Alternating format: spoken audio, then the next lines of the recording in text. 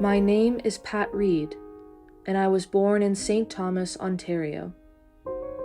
In the decades I've spent in Hamilton, I can look at the city and see what everyone else sees. Trails winding through the edges of the city, lush with wildlife and waterfalls. Century-old dust settled in the cracks of brick buildings, and the sidewalks peppered with flattened cigarette butts where the street lamps light up the asphalt each night. Some are stark white, fluorescent, while others are warm, yellow glows, but each and every one of them are only artificial. The real lights of the city, who shine true as the sun, are overlooked by many. They are, however, the first to win my gaze. They are wanderers cloaked in unwavering tenacity, eyes to the sky where they know the wings folded on their backs will one day take them. They blend in with the bricks and concrete, but I can see them strolling through the city's web of roads, resting under the shade of storefronts, sharing what little they have with fellow wanderers and sharing smiles also. When night falls and people retreat to their homes of walls and locked doors, the wanderers remain as they do, wandering, until the sun once again peeks over the horizon. When I see them, I show them my own wings, which have since stretched and spread out to the span of my arms. I listen to all they have to say because I once said the same things. Feel all they have to feel because I once felt the same things, and provide them with what they need because I once needed the same things. Each moment I spend with them, their wings expand inch by inch until they too can fly alongside me. The strength of my wings, which were at one time folded snug against my back, come from the precious words of Abdu'l-Baha. Strive, that your actions day by day may be beautiful prayers. Turn towards God and seek always to do that which is right and noble. Enrich the poor, raise the fallen, comfort the sorrowful, bring healing to the sick, reassure the fearful, rescue the oppressed, bring hope to the hopeless, shelter the destitute.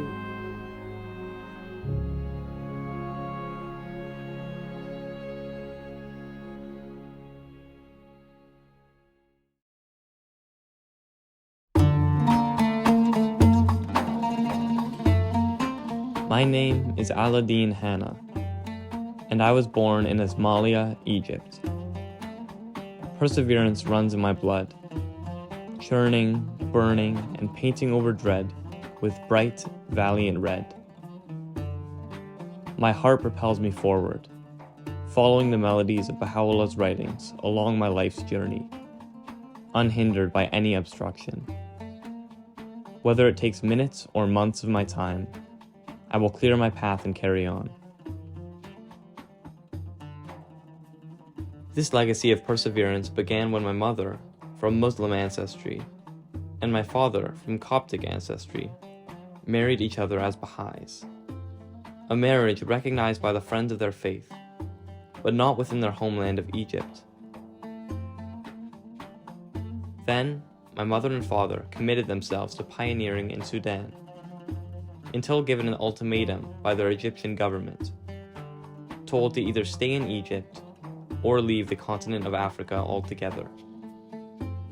And so, my parents brought us to Canada, where we could learn about and teach the faith freely, and where we persevered as a family through the challenges of being, at a glance, so different from our new community. My own children have faced many of the same challenges, but perseverance runs in their blood too. It is a torch they will carry on, a crimson flame whose blaze will inspire strength in those who surround them. And no matter what wicked storms pass over them, no matter the magnitude of any earthquakes raging beneath their feet, they will emerge stronger than before. May these words of Abdu'l-Baha kindle a fire in your hearts, as they have in mine.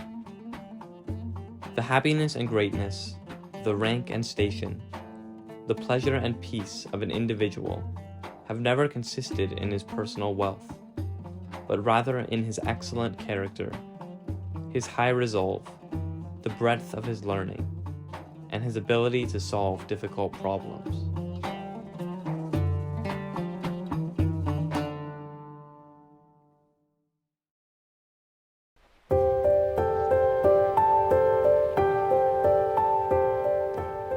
My name is Debra Fuller, and my given Cree name is Eagle Leader Woman. I was born in Selkirk, Manitoba, where I grew up knowing unconditional love, in a household whose family bonds remain strong even in the face of discord.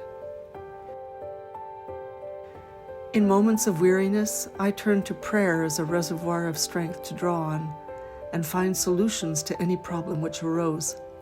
I also grew up, as we all do, instilled with beliefs I upheld simply for having been told them. And as I approached the age of youth, I recognized a lack of foundation supporting my beliefs.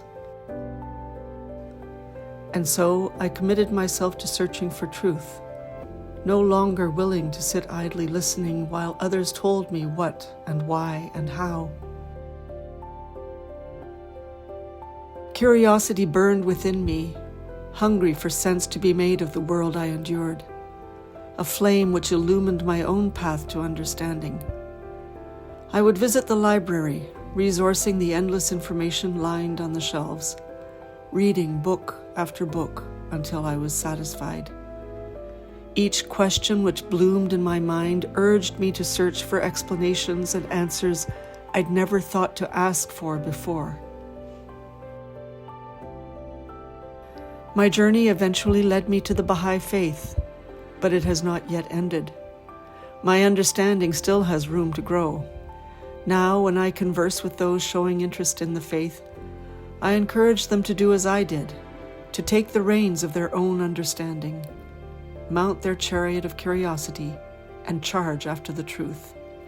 For what significance is there in thinking what others think only because they themselves think it? What substance exists in the blind beliefs handed down generation after generation from friend to friend, like an old heirloom or collection of Tupperware? Why float like a kite fastened to a string, subject to the flimsy breezes of another, when you can soar on the wind of your own wings, seeking truth through eyes sharp as an eagle's?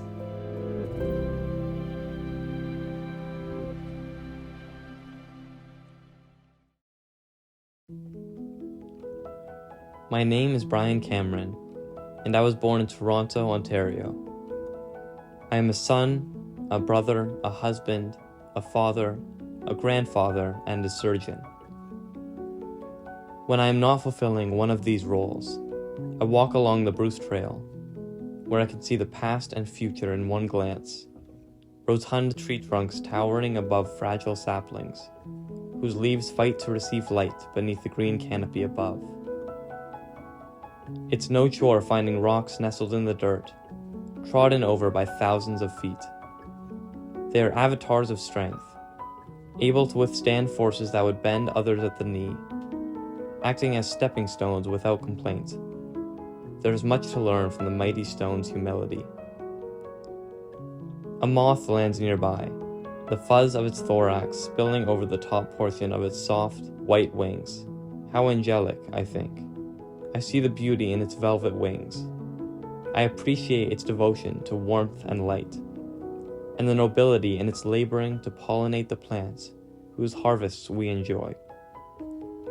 I gaze at the brook trickling beside the trail, my heart captivated by the gentle whispers of water, flowing and colliding. It serves the wildlife within and outside of it, turning away no one. There is much to learn from its eternal flow of selflessness.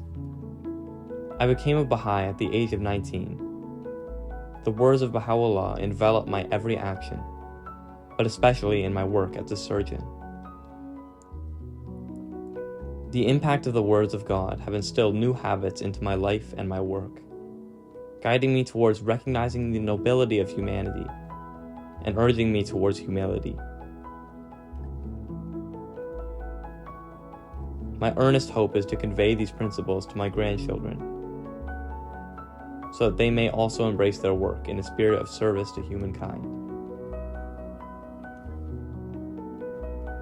O children of men, know ye not why we created you all from the same dust? That no one should exalt himself over the other.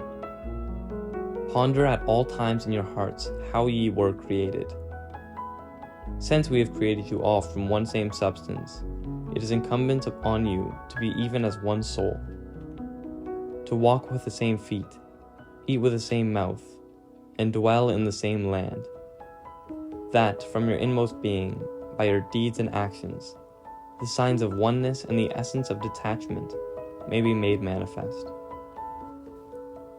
Such is my counsel to you, O concourse of light. Heed ye this counsel, that ye may obtain the fruit of holiness from the tree of wondrous glory. Baha'u'llah.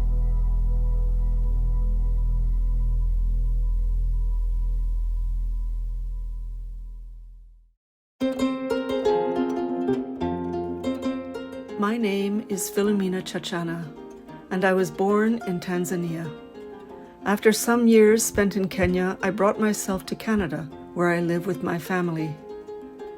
The virtuous values instilled in me by my parents are the very same I instill in my own children, a stronghold in which I expect them to stand, as well as their refuge against the tempests of hardship and strife.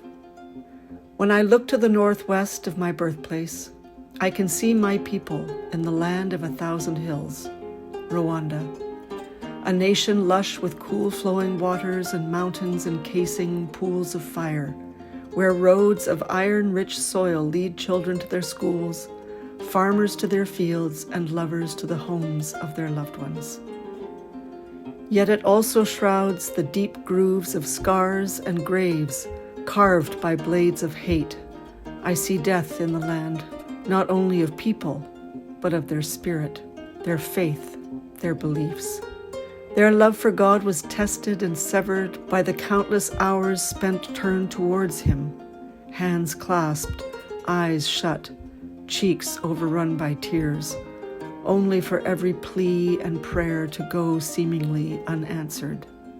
Feeling alone, they endured the darkness of humanity, from which their hearts still bleed and their souls cry out. And here I stand, medicines in hand, gentle remedies that I know can help their healing. The words of Baha'u'llah and the truths revealed by him have enveloped my own heart with peace and understanding. And I long for my people to experience the same relief. For this I strive, spending my days conversing in my community and in my neighborhood, fighting my fears and positioning myself on the pillars of Baha'u'llah's support, in hopes of offering my help, in hopes of it being accepted, and in hopes of my people, all people, once again finding what they'd lost in a time of hopelessness.